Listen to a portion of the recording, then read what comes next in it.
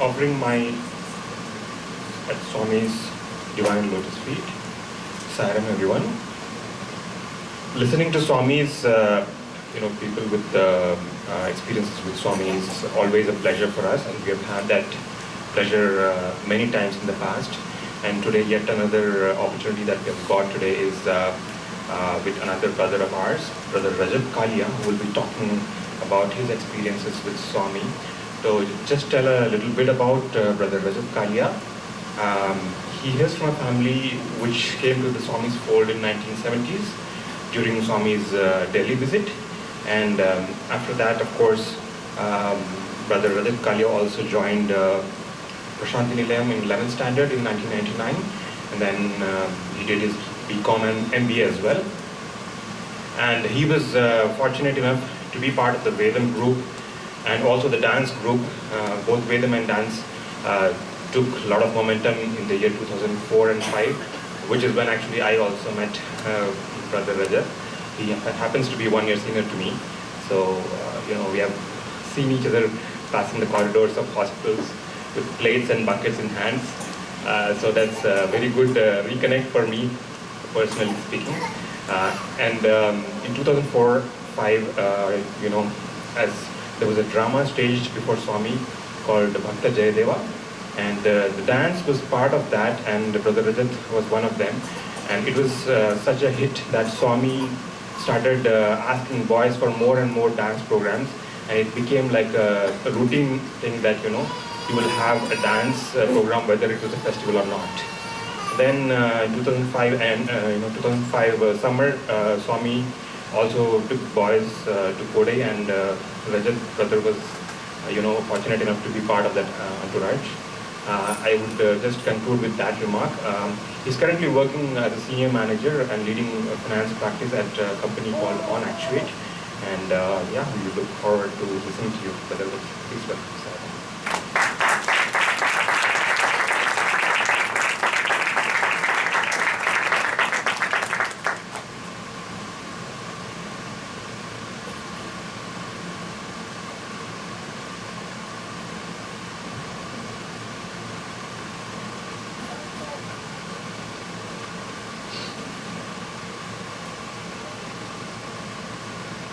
Om Shri Sai Ram.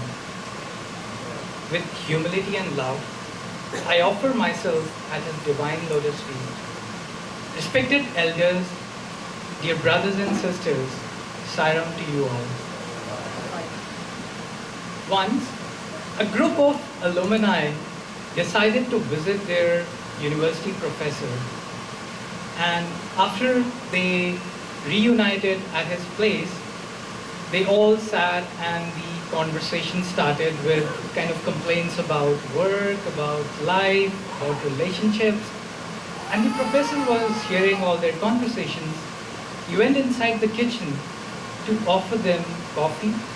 He got a pot of coffee and an assortment of cups, some made of glass, crystal, plastic, some expensive cups, some exquisite cups, some plain and simple, cheap-looking ones. And he got the tray and he asked his students to help themselves with the coffee. Each of them, picked up a cup, and they all sat and they had a cup in their hand. And then the professor remarked, "My dear students, if you noticed, all the good-looking and the expensive cups were being picked up first, leaving behind the plain and the simple and the cheap-looking ones. And that is also pretty much the source of dissatisfaction and stress in your life. See, what you all wanted was to experience coffee, but invariably you picked up the good cups. And not only that, after you picked up the cups, you started to look and eye each other's cups, whether your cup is better than the other person, or your cup is good enough or not. And that, it is actually fine and okay to want or desire good or the best for yourself in life. But the problem is when that want and desire turns into greed. even Swami used to say that maintain a balance in life. You know, he used to say that have ceiling on your desires, and it is okay to be wanting something good, but then once you start to have jealousy and hatred, and you start to envy, that is the problem. That is the place where the whole problem starts. And he also used to give an example of King Janak. He used to say that have your hands in society and head in the forest. And the way he used to, in his discourses, give an example of King Janak. I don't know how many of you know the story, how he attained self-realization. It's a very interesting story. So, King Janak was also known as Raja Rishi because of the knowledge and the wisdom that he had. But still he had one more desire to have self-realization, the knowledge of self. And he was looking for a guru who could help him attain self-realization, but that also in an instant. We all talk about instant tea and instant coffee, and that is where King Janak also wanted self-realization in an instant. He wanted that realization in that moment, that he used to tell that by the time I climb my horse and I'm sitting on my horse, I should attain that self-realization. So he sent out a word in his kingdom that I'm looking for a guru who can help me achieve that. And then he put in a condition that if you come forward and you fail to do so, you'll be punished for life. So naturally, everybody was scared. Nobody wanted to come forward because of that condition. But then there was this great person by name Ashtavakra who came forward. He himself was a self-realized soul. So he told that I am ready for the challenge. He sent out a word to the king that I am ready, seek his audience. So the king comes and meets Ashtavakra, and they were both talking, and in that midst, the Ashtavakra took the king to the middle of the road, and he tells him, are you ready to follow me? Are you ready to follow whatever I say? King said, yes, I am ready. Ashtavakra says, okay, if I have to teach you, you have to be my student first. And for that, you're sitting up on your chair, you need to come down. So come and sit here near me in the middle of the road. King comes down and he sits there. And then Ashtavakra tells him, you have to follow whatever I say. Sit here till I ask you to get up. The king is sitting there. Ashtavakra goes to his place. He's relaxing there. And then everybody is looking out for king. It's been quite a while. King is sitting there. Nobody knows where is the king. There's soldiers, people, everybody is searching. And in that commotion, there is a fire in the palace. And then everybody's scared. Where is king? They are searching for him. Somebody tells, oh, king is sitting there somewhere in the middle of the road. They go there. They try to, tell him, king, there's a fire there. Come to your palace, your family. He does not bat even an eyelid. And then they are scared. What has happened? Who did this to our king? Then somebody says, oh, there was a guru who had come. So, let's search for the guru. So somebody tells, okay, they try to find the guru, they find the place, and the guru is happily relaxing there. And then they say, Guruji, what have you done? Our king, he's such a nice person. What have you done to him? He's sitting there, he's not responding. Ashtavakra says, don't worry, I will take care. Ashtavakra goes to the king. He says, Janak, there is a fire in your palace. Why are you not getting up? They are calling you. Why are you not responding? Janak says, Master, whose palace? He realized that there is, this is nothing him, nothing that he has. And, when Ashtavakra had asked him to sit at that place, he also asked king that there is something called Guru Dakshina, as a parampara that you need to offer to your guru. So Ashtavakra tells him that I need something as an offering, give me that Guru Dakshina. So the king says, okay, I'm ready to give you what you want. I'll give you anything. And then Ashtavakra says, look, I don't want anything, your money, your riches, anything from your palace. What I need is something that is in your control. And what is that? That's your mind. So King Janak, he tells, okay, take my mind. And he's sitting there till his guru comes back and tells him to get up. So look at the kind of surrender that Janak had for his guru. And then Ashtavakra realizes that, he has attained that self-realization. He says, okay, get the king's horse. He's ready now. So the horse comes, he mounts on the horse, and then, he has attained that self-realization. Enable guru and enable disciple. Ashtavakra could do that because he was himself self-realized. Janak got self-realization because he surrendered to his guru. So, if we surrender to our guru, he can work wonders through that. And today, we're all gathered here on the occasion of Guru Poornima, and we heard the shloka, Guru Brahma, Guru Vishnu, Guru Devo Maheshwara, Guru Sakshat Parabrahma, Tasmai Shri Guruve Namaha. If you break the word Guru, it is a two-letter word, Gu and Ru. Gu is darkness and Ru is light. Guru is a person who can take us or lead us from darkness to light. With the wisdom and the knowledge Guru has, he can guide his disciples. And each one of us gathered here are so fortunate because the Guru that we have, our dear sweet Swami of ours, is not just an ordinary Guru. He's not a Sadguru, but he's the embodiment of God himself.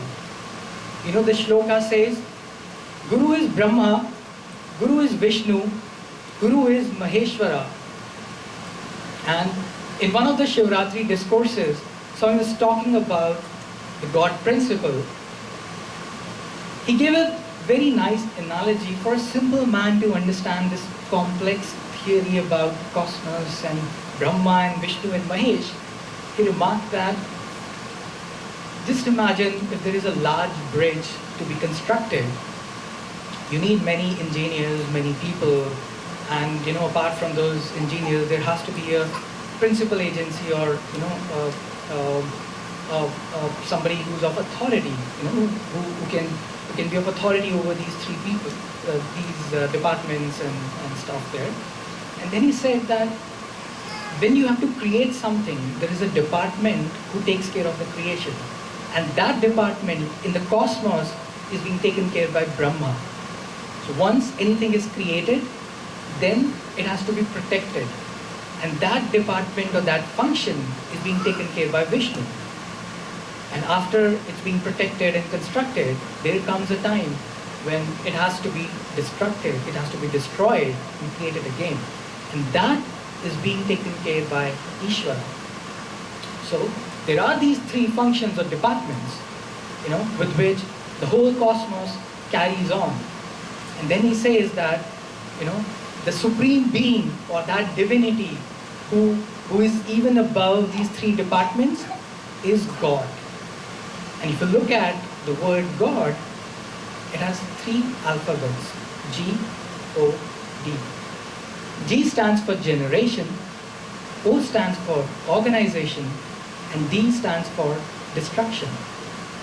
And then he went on to say that, people pray to God with all their, prayers and desires, but actually they're praying to those deities of the Lord, Brahma, Vishnu and Mahesh.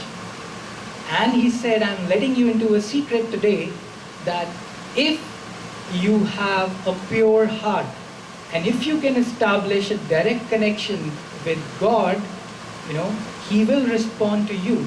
You don't have to approach the lesser deities. You can directly approach the divine and the supreme and the ultimate being, which is He Himself. And So what is the path to that devotion, and how can you do that? And he says that is the path of total surrender. And if you can surrender to Lord, he takes care of you, of all your needs and wants, everything completely.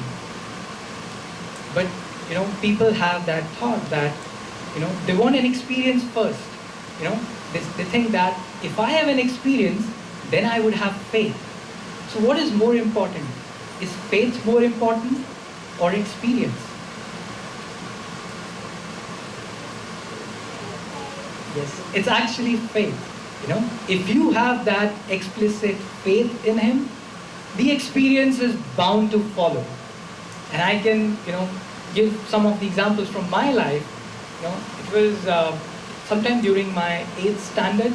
That's the first time we visited Puttaparthi, Prashanti Nilayam. And my grandparents were already there. So my grandfather had shown me the high school, the hostel. We had darshan of Swami, and during that visit, somehow the thought came to my mind, and I told my parents, I want to study here. I was in my 8th standard. I don't know how that thought came. It just came, and they were like, I must have been like 12 or 13 at that point of time. And I had never stayed away from home, away from my parents, and getting an admission there in college. So they heard me and they were like, okay. So we had a good time there. And one of the last days of our visit, the line in which I was sitting, the line had got token number 1. So we went inside, and luckily I got the first place. And I had seen that we were sitting there, me and my father, and waiting for Swami. And I was sitting there, and I was thinking about the good time that I had here. And just a thought had come that I had seen devotees, during those times, they used to have a tray or of chocolates or candies, and they used to offer to Bhagwan and show him. And he used to take chocolates and, distribute and, bless that way. And I was feeling bad because I thought, oh, I'm sitting in the first line, I could have got a tray of chocolate or a candy for him to bless, but somehow, missed that chance. I was feeling very bad from inside. I told my dad, we forgot to get a tray of chocolate, we could have got it. So he understood that I was feeling a little bad, but just to pacify me, he said, don't worry, we'll get it next time. Somehow in my heart, I was not sure, I didn't know when that next time is going to come. Would I get that chance again? I was just feeling bad, and I was praying, and darshan music started. Swami was about to come to the Balwant hall. And then from behind, I don't know who, somebody passes me a tray of chocolates, and he says, can you please get it blessed from Bhagwan? I was like, wow. And Swami came out, he finished the lady side, finished the students block, and he came to the gent side, and he came right in front of us. So I showed him the tray of chocolates. He took the chocolates. Generally, I used to see him he'll throw towards the devotee side, just throw. He took the chocolates, a handful of chocolates, and he threw everything on me. And my father was having a book, so he blessed the book. And I had that desire that, I want to get admission in 11th class. So I thought, if I ask him, and if he says yes, it will happen. But somehow in the mind, that fear was there. What if he says no? If he says no, then there is no chance. So in that fear and in that desire thing, I didn't know what to do. I was just looking at him, and he patiently waited. He was standing in front. He gave us Pad Namaskar. He was waiting for me to ask. But I somehow couldn't get the courage. So I was just looking at him, and he realized I'm not going to ask. So he walked away, and we came back home to Chandigarh. And after 2 years, so I went there to write my entrance exam. Swami was in the Whitefield during that time. And I went there pretty much in advance. I was preparing for the entrance and just having a good time there. Then again, the thought comes to my mind, Swami is in Whitefield and here in Puttaparthi. If he comes here to bless me and give darshan, I will get a seat here. It's a desire and a thought. You don't have control on the thought. But that desire is there, not knowing whether he'll come or not. But I was just having that faith, if he comes and I get his darshan, I am bound to get a seat in my 11th standard. Days passed by, there was no sign of his coming. He was there in Vrindavan. The summertime he used to go to Vrindavan. And then one fine day, there's a commotion in the mandir and he's coming. He comes to Purabhati and we all rush there. So I was sitting in devotee side somewhere behind, and he comes in his car, Purvanthal, gets down from his car. From far I just look at him. I could see an orange robe, a halo of hair. I couldn't even see his face. So I had his darshan. I was happy. Wow, he has come. He goes inside the interview room. We all get up. So I come back inside the mandir. We had a room. Swami had given us, my grandparents, a room in the west block. So I just go there. I thought the darshan is over. And then I go inside and I'm sitting there waiting for my grandparents to come. It was like 30 minutes, 40 minutes. Nobody's coming.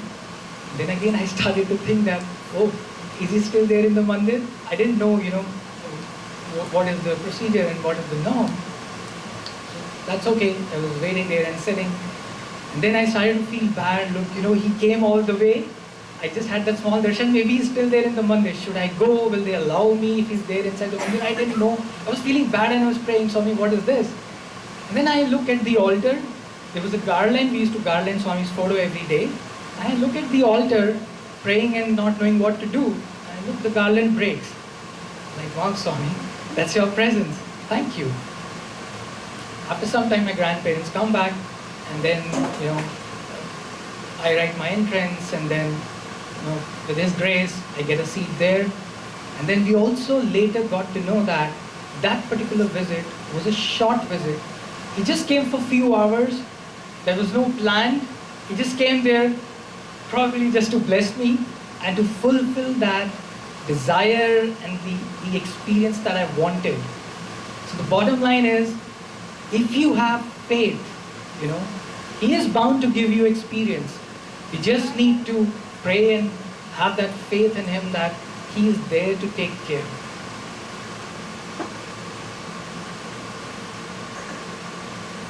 And he also used to say that we are all sparks of the divine.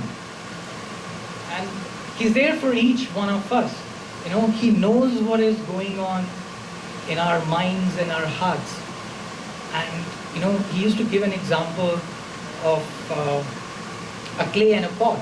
He used to say that if you look at a clay, it's formless. It doesn't have any form. But you can make any form out of it. And if you look at a pot which is made out of clay, the clay is in the pot, but the pot is not in the clay. So similarly, he's there in each one of us. We are all sparks of divine. He used to say, Prema Swarupa Lara. That is what he used to say. And he's also called Hridayavasi because he's residing in each one of our hearts. He knows what's going on in our minds and our thoughts and what we're thinking. And his grace is always there upon us. It actually depends on us, how we hold the vessel. He used to say that, if you hold the vessel tight, you will be benefited by the grace. My grace is ever there for you. It just depends how you are holding the vessel. Are you able to, contain that grace? But, what happens to us is like, if there is a problem or something, our mind, starts thinking, oh, I can do this or I can do that. But is it really something that we can do ourselves? He is the ultimate doer. We are just instrument in his divine hands. And he also used to give an example of the mind where, he used to say, your mind is like a monkey. And he used to say that it's not an ordinary monkey. It's a mad monkey. Our thoughts, keep wavering. We have that, time pass kind of a devotion or a faith. But that, he says, has to be a full-time, faith and the devotion that we need to have. And mind you, he knows everything, Even before the thought enters your mind, he knows that. And I can tell you from my own experiences, some of them that I've had, fortunate enough to, experience that experience. So I'll tell you another story. This was sometime in my undergraduate days. So I was staying back in the vacation time, and I was staying with my grandparents there. So my cousin was also there, and one of those days, so when Swami used to come out for afternoon darshan, so I used to kind of, after having a heavy lunch, I was kind of feeling a little drowsy. But then I was thinking that, what if I sleep and I oversleep and I don't get up time for darshan? So I asked my cousin, like, are you also going to sleep? And he said, no, I would not be sleeping. So in my mind, I kind of calculated, he comes out generally at this time. Now how much time it takes for me to walk to the ashram, and then I need to get ready, I need to take bath. I did all that calculation in my mind and told him, please wake me up at this time. He said, okay. And I slept. And after some time, just like the jolt, I was woken up. As somebody wakes me up. I just got up. I looked at my cousin. He had dozed off. He slept. And the first thought that came to my mind was, oh wow, what a coincidence. It was exact that time what I had asked him to wake me up. And I was like, nice coincidence. So I get ready. I go for darshan and got the first place there in the third block.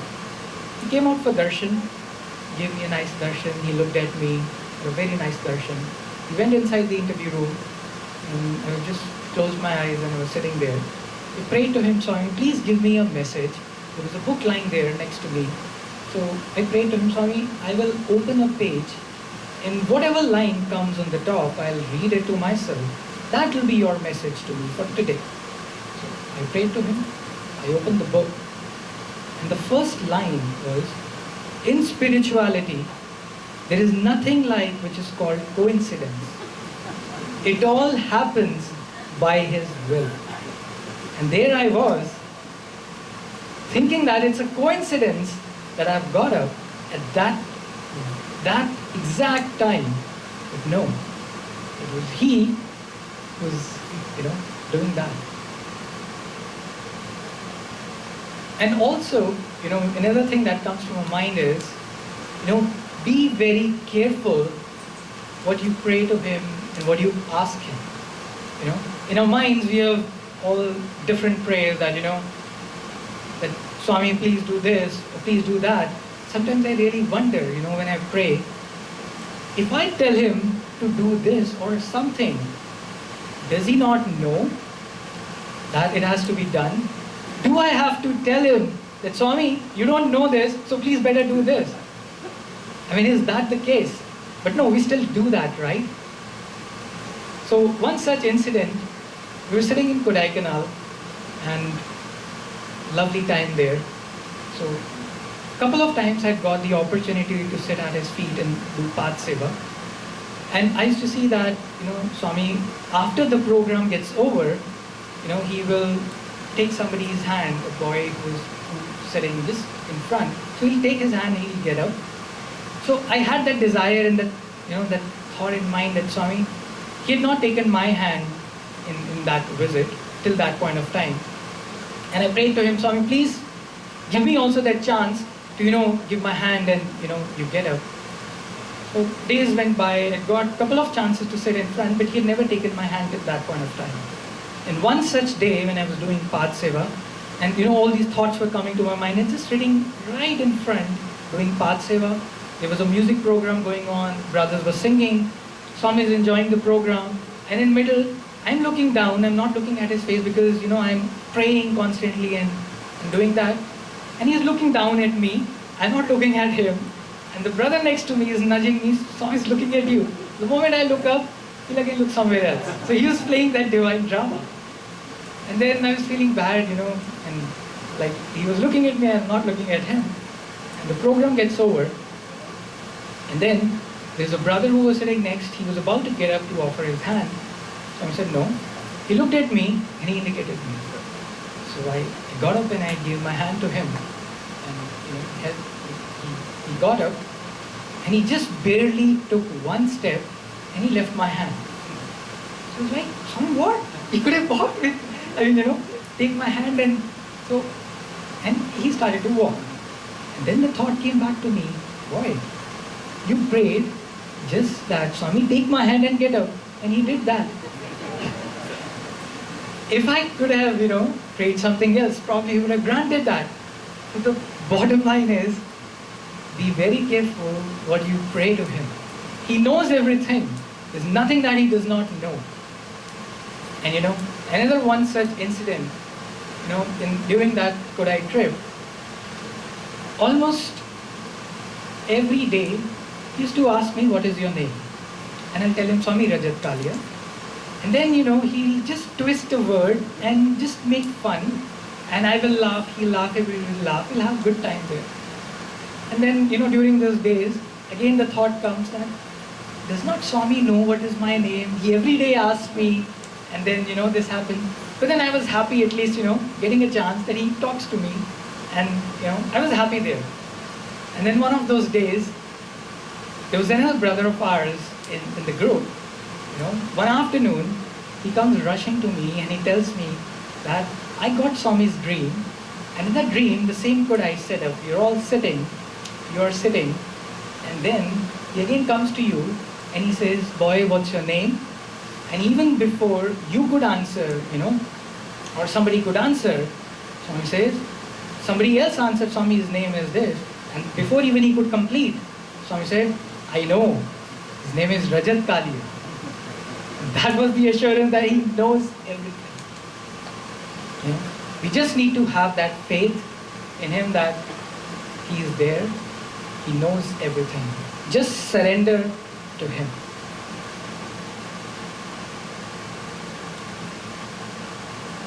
Just one last story I would like to narrate. So, this was during the time where Brother Jayant was telling about, the dance programs that we had. So we had a very good time where, just used to send a word in the hostel to the warden that asked boys to prepare for a program. And it used to be spontaneous. So we had to be prepared almost every day, that not knowing, when he would ask. And every day new songs, we used to learn. And during one such day, he called out for a program, and we didn't have much time to prepare, so we practiced before darshan in the hostel. And then during that practice, I was a little tired, I was feeling thirsty. And I thought, okay, no problem, I'm getting late. I'll drink water in the mandir. So I didn't drink water in the hostel. So we all rushed back because it was getting late. So we all rushed to the mandir. And we were sitting in front. And that day there was a group of devotees who had come. There was a tribal group of devotees that day who had come. They had also prepared a program. So Swami came, there was a pretty much huge crowd and rush in the mandir. And then I was sitting and waiting for him to come. I didn't go to drink water even though I was feeling thirsty. Just that, there was a crowd near the water cooler there in the mandir. So I thought maybe if I go there, I'll get stuck there. So I was just sitting there. He came for darshan, and then he just took a round and he went inside the interview room. Then I was feeling thirsty, I was thinking, okay, let me go and drink water. But then again I thought, because if he just comes and he asks the boys to put up the program, so I might get late. And then he doesn't like, when Swami's sitting there, there's a commotion or people get up. So that is something we used to avoid. So I was sitting there, that's okay, after that I'll drink it. After some time, Swami comes out, sits there. First he had asked the devotees, the group that had come, to offer the program. So they came and they performed. And then he looked at us and he said, okay, start. So he performed and he liked it. And after that, we had prepared 2-3 sequences. So after the first sequence got over, then he called me up to the stage. And then he spoke to me. And then, he indicated glasses of pineapple juice from inside. He had asked brother to get it from inside. And then I was sitting just next to this chair. He blessed me and he said, okay, drink. And I was just holding that glass, just thinking that, I am so thirsty. Who knows? Only he knows.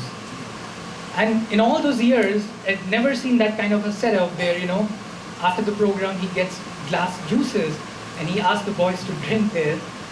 And I'm just sitting next to him and I'm just looking at him. and he's enjoying, and he says, drink. So I drank the juice, I took Pad Namaskar, and I came back and sat, and there was the next sequence, and I was not there in the next sequence, so he looks at me, are you not performing? I was like, no, Swami, this is not, my part is done. But invariably, he blessed me. So what I'm only trying to tell you is, he knows everything. Just surrender to him, and he will take care of the rest. I will just end my talk here by, just to pray to him that, Swami, please bless us so that we become worthy instruments in your divine mission. Even though we know that you don't need us, your mission will go on. It's our good fortune if we are associated with his mission and with his name. Jai Sai Ram.